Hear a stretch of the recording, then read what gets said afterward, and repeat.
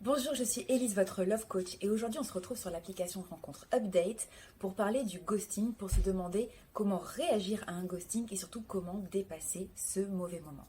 Alors un ghosting, ça peut nous laisser tout simplement indifférents, voire agacés si c'est le tout début de la relation, mais ça peut aussi être très violent, voire traumatisant si on a eu le temps de développer des sentiments et de s'attacher à la personne qui nous laisse ainsi sans nouvelles et qui disparaît brutalement de notre vie.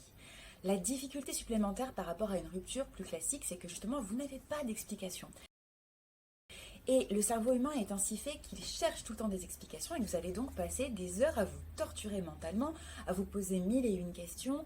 Est-ce que cette personne a eu un vrai problème qui l'empêche de me joindre? Est-ce que j'ai le droit de me mettre en colère du coup?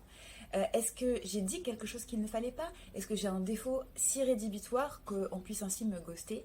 Donc avec toutes ces questions, non seulement vous perdez de l'énergie pour rien, pour quelqu'un qui n'en vaut pas la peine, mais surtout vous ne pouvez pas passer à autre chose et vous détruisez votre estime de vous-même. Ce n'est pas juste. C'est que le silence est une réponse. Ce qui s'est passé, c'est que ça ne collait pas entre vous et cette personne et que vous êtes tombé sur une personne un peu trop lâche pour vous dire pourquoi et puis pour vous le dire clairement. Et ça, c'est une réponse, n'en cherchez pas davantage. Qu'un seul message pour demander des nouvelles et pour demander la raison de ce silence, ça suffit amplement. On pourra ne pas vous répondre, peu importe, ne cherchez surtout pas à joindre cette personne en utilisant par exemple d'autres réseaux ou en insistant, parce qu'à ce moment-là vous paraîtrez harcelant et ça fournira une explication toute faite à votre ghoster ou votre ghosteuse pour justifier son geste. Vous valez mieux que ça et il ou elle n'en vaut pas la peine.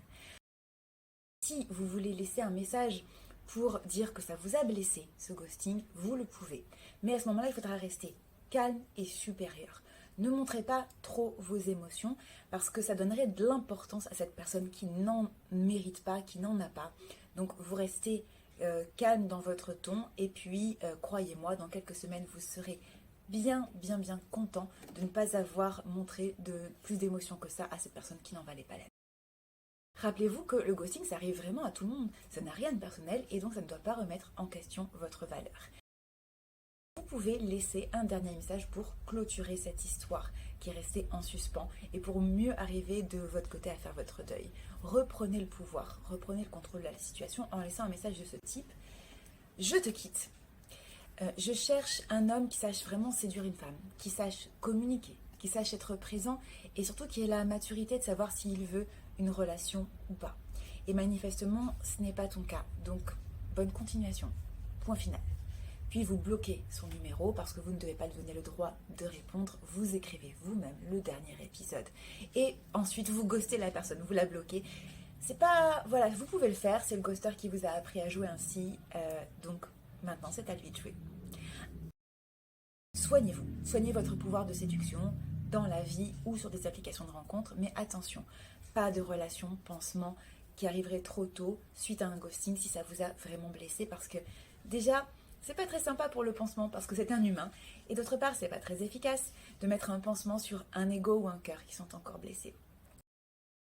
Entourez-vous de vos amis, de votre famille, de gens qui vous connaissent vraiment et qui sont capables de vous rappeler votre valeur. Parce que vous avez une blessure narcissique à soigner à la suite d'un ghosting. Occupez-vous de vous.